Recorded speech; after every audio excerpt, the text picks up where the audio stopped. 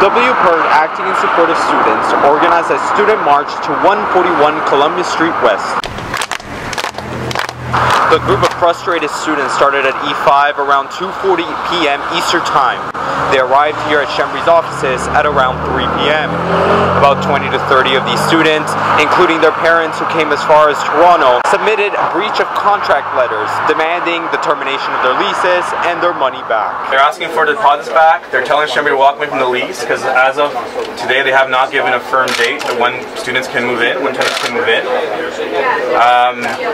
That puts them in breach of the lease, of the contract. We're walking away from it and we expect our deposits back within 3 days.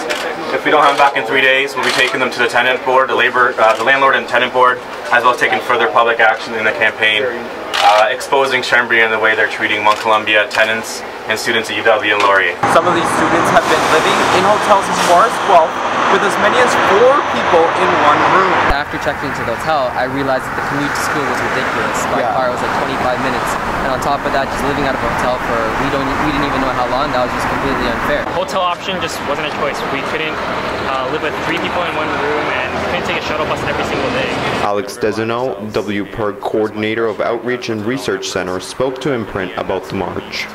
So how do you think today went? I think today went excellent. There were a lot of students who came out. Were you able to talk to Mr. Schembri at all right now? No, we weren't able to talk to them. I've heard from Feds exec who've talked to them, and I guess the reception was cold, and that's in keeping with how we've been treated. Now, I talked to Maz Yassin, VP Internal Feds, and I asked him about what they're going to do in terms of letting Schembri back into the LCC to promote their properties and projects to students. What do you think is the necessary steps Feds should take? The thing is, Schembri needs students to rent here.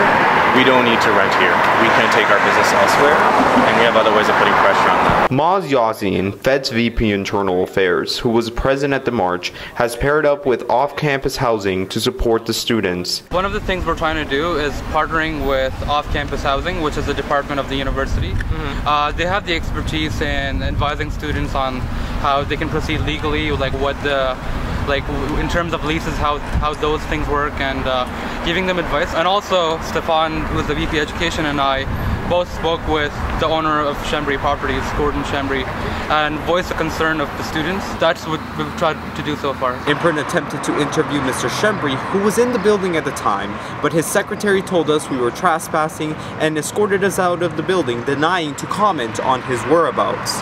I'm Antonio Grieva, Imprint News, Waterloo.